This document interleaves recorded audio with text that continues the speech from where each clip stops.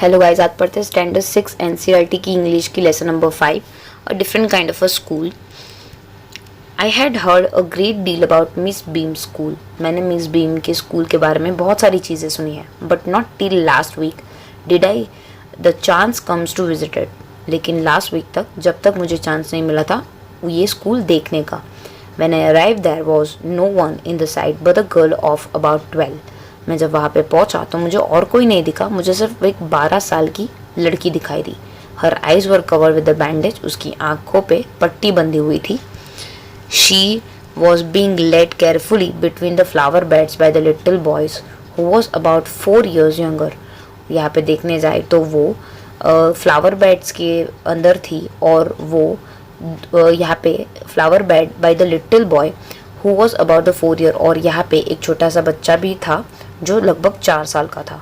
She stop and it look like she ask him who had come, और वो उसे रोक लेती है और बताती है, पूछती है कि कौन आया है। He seems to be describing me to her, और उस हिसाब से जो लड़का आया होता है स्कूल में वो उसे डिस्क्राइब करके वो लड़की को बताता है। देन दे पास्ड ऑन, फिर वो चले जाते हैं। Miss Beam was all that I had expected. Middle-aged, full of authority, yet kindly and understanding। मैंने उन्हें सोचा था, बिल्कुल मिस बीम को मैंने वैसा ही पाया। मिडल एज में थे, लगभग 30-40 के आसपास। मतलब जवाबदारी उनके पास पूरी थी, थोड़े दयालु थे और समझदार भी लग रहे थे, अंडरस्टैंडिंग भी थे, मुझे समझ देंगे वैसे लग रहा था। Her hair was beginning to turn grey, उनके बाल जो थे वो सफ़ेद होने लगे थे। And she had a kind of a plum figure that is likely to be comforting to the homesick child. और वो थोड़े मोटे जैसे थे, ऐसे थोड़े फैट जैसे होते थे, ताकि हम लोग को घर की याद ना आए, वैसे कंफर्ट देने वाली जो लेडी होती है वैसे figure. I ask her some question about her teaching method. मैंने उनको कुछ क्वेश्चन पूछे कि वो कैसे पढ़ाते हैं। Which I had heard were simple, और मैंने वो सुने और मुझे वो सिंपल लगे। No more than is needed to be them to learn how to do things, simple spelling, adding, subtracting, multiplying and writing. यहाँ पे वो बता रहे थे कि तुम्हें कोई ज़रूरत ही नहीं पड़ेगी। हम लोग यहाँ पे बहुत ही इजीली सिंप्लीफिकेशंस करवाते हैं, सिंपल स्पेलिंग्स करवाते हैं, एडिंग कराते हैं, सब्ट्रैक्शन, मल्टीप्लिकेशन, राइटिंग कराते हैं। The rest is done by the reading to them, और बाकी हम लोग उनके पास रीड करवाते हैं। By interesting talks during which they have to sit and still and keep their hand quiet. There are practically no other lessons. तो वो यहाँ पे बता रहे हैं कि किस हिसाब से हम लोग लेसन्स करवाते हैं यहाँ पे, और उनकी बात यहाँ पे लड़के को बहुत इंटरेस्टिंग लगती है। और प्रैक्टिकली वो यहाँ पे बोलते हैं कि हमारे पास कोई लेसन्स तो नहीं होते, लेकिन हम लोग हमारे हिसाब से पढ़ाते हैं। The real aim of the school is not so much to teach thought as to teach the thoughtfulness. यहाँ पे ये स्कूल का एम ज़्यादा कुछ सिखाना नहीं है, थॉट को सिखाते हैं यहाँ पे, ताकि थॉटफुलनेस कैसे बने, काइंडनेस टू दी अदर, दूसरों के प्रति दया कैसे बताए, एंड बीइंग रिस्पॉन्सिबल सिटीजन, और एक अच्छा सिटीजन कैसे बने। Look out of the window a minute will you. आप विंडो के बाहर देखे और अपने आप को देखे, क्या आप है citizen responsible. I went to the window which overlook a larger garden and a playground at a back. मैंने जब विंडो से बाहर देखा तो मुझे एक बड़ा सा गार्डन दिखा और प्ले ग्राउंड दिखा back side. What do you see, Miss Beam ने पूछा कि तुम्हें क्या दिखता है। I see some very beautiful grounds. मैंने बोला कि मुझे बहुत ही ब्यूटीफुल ग्राउंड्स दिखते हैं, and lots of jolly childrens, और मुझे बहुत ही खुश दिखाई देने वाले चिल्ड्रंस दिखाई दे रहे हैं। It pain me though to see that they are not all so healthy and active looking. मुझे सिर्फ ये बात का दुख हो रहा है कि सब ऐसे हेल्दी और एक्टिव लुकिंग नहीं दिख रहे हैं, कि सब एक्टिव नहीं है।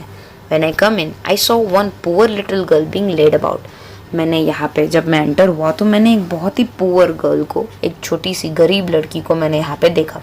She has some trouble with her eyes, और उसे देखने में दिक्कत हो रही थी। Now I can see 2 more with same difficulty, और मुझे यहाँ पे दूसरे 2 दिख रहे with the same difficulty. And there is a girl with a crutch watching the others at a play, और एक गर्ल है जो बाकियों को देख रही है खेलते हुए। She seems to be a hopelessly cripple, और वो दूसरे के ऊपर निर्भर रह रही है। मुझे ये बात का दुख है। सो मिस बीम हंसते हुए बोलते, oh no, she said, she is not really lame.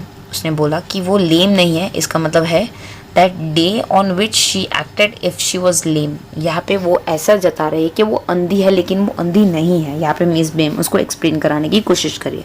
This is not her lame day, the other are not blind either. It is only their blind day. उन्होंने बोला कि यहाँ पे लेम का मतलब होता है दैट मीन्स जो ऐसी एक्टिंग करता है कि किसी के भरोसे रहने की।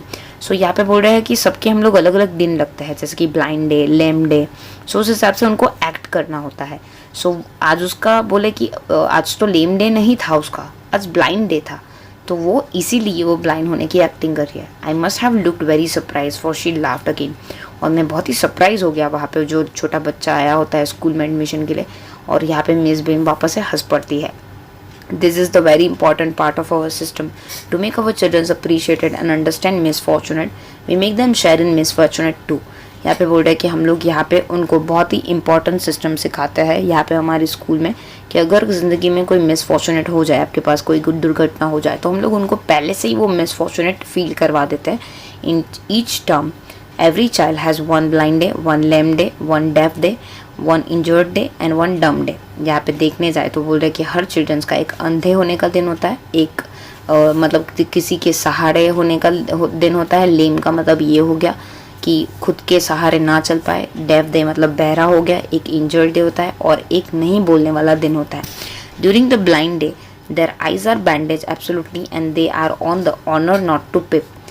और यहाँ पे अंधे वाले दिन पे उन्हें कम्प्लीटली बैंडेज बंद कर दिया जाता है उनकी आंखों पे, और वो ट्राई करना है उनको कि वो थोड़ा भी पिप आउट ना करे और उस हिसाब से देखे कि उनके पास लिटरली आइज़ नहीं है। The bandage is put on the overnight so they wake up blind. और नेक्स्ट दिन पे उन्हें वो जो होती है बैंडेज, वो ओवरनाइट उन्हीं के ऊपर लगा के सोनी है और फिर दूसरे दिन निकालनी है। This means that they need help with everything. So इसका मतलब ये हो गया कि उनको हर चीज़ में लोगों की ज़रूरत पड़ेगी। Other childrens are given the duty of helping them. और बाकी बच्चों को उनकी मदद करने की रिस्पॉन्सिबिलिटी दी जाती है एंड लीडिंग दैम अबाउट, ताकि वो उनको गाइड कर पाए। They all learn so much this way, both the blind and the helper. इस हिसाब से दोनों को मदद मिलती है, ब्लाइंड जो होता है उसको भी और जो हेल्पर होता है उसको भी सीख मिलती है। There is no misery about it, Miss Beam continue करते बोलते हैं कि इसमें कोई दुख जताने की बात नहीं है। Everyone is very kind and it's really something of a game. देखने जाए तो ये एक दया का विषय है और ये एक गेम ही मानो। Before the day is over तो even the most thoughtless child realise that what misfortune is. So जिसको सोच में भी नहीं है ना कि ये सब चीज़ें क्या है, वो भी थोड़ा थॉटफुल हो जाता है कि ये मिसफॉर्चुनेट ऐसा हमारे साथ कभी भी हो सकता है, और वो बाकियों के प्रति दया की दृष्टि से देखना शुरू कर देता है।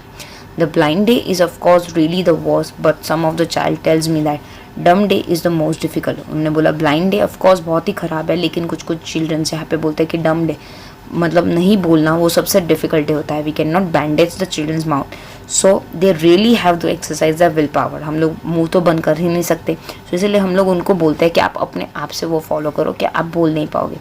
कम into the garden and see for yourself how the childrens feel about it. चलो अब गार्डन में आओ, मैं आपको दिखाता हूँ कि चिल्ड्रंस क्या फील करते हैं इसके बारे में। Miss Beam led me to the one of the bandage girl. और मिस बीम मुझे एक बैंडेज गर्ल के यहाँ पे पास लेके जाती है। Here is the gentleman come to talk to you. Miss Beam वो लड़की की तरफ लेके जाते हैं, बोले कि ये आपसे बात करना चाहते हैं, और फिर हमें छोड़ के चले जाते हैं। तो मैंने लड़की को पूछा डोंट यू एवर पिप, तूने कभी झाँक के नहीं देखा क्या?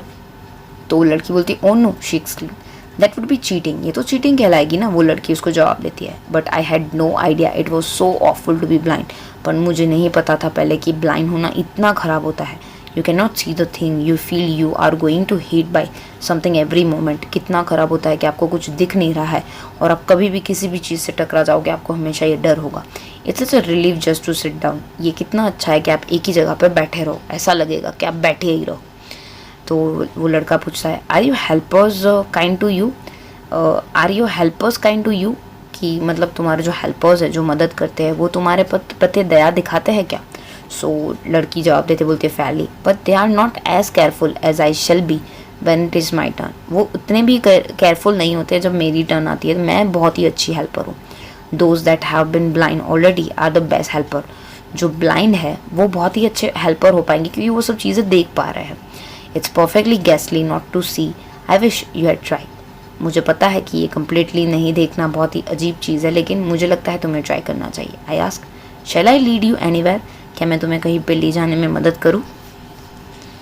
She said oh yes let's go for the little walk. ठीक है, थोड़े टाइम के लिए कहीं पे चलने चलते हैं।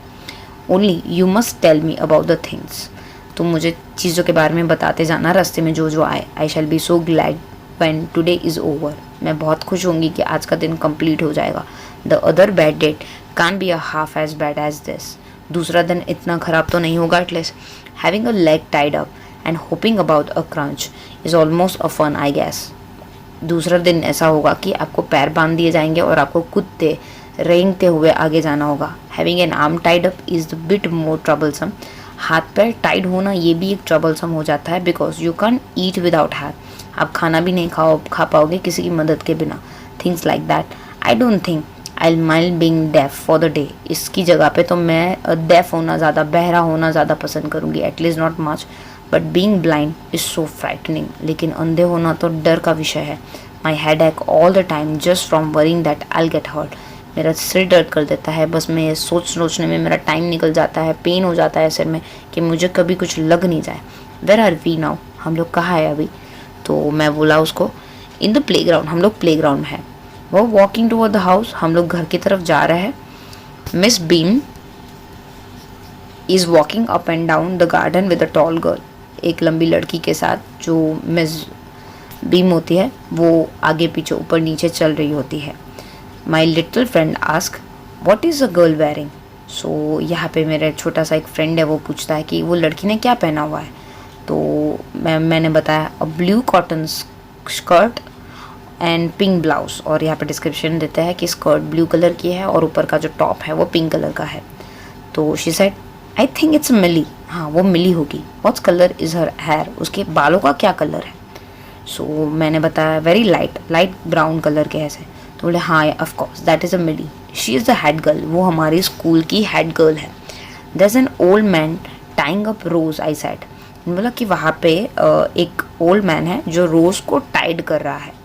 सो यहाँ पे वो बोल रही है लड़की, हाँ yes that Peter, he is a gardener, he is 100 of the year old. मैंने बोला वो पीटर है, वो यहाँ का गार्डनर है और वो लगभग 100 साल का होगा। And here come a girl with curly red hair, she on the crutches. वो लड़का बोलता है कि एक लड़की आ रही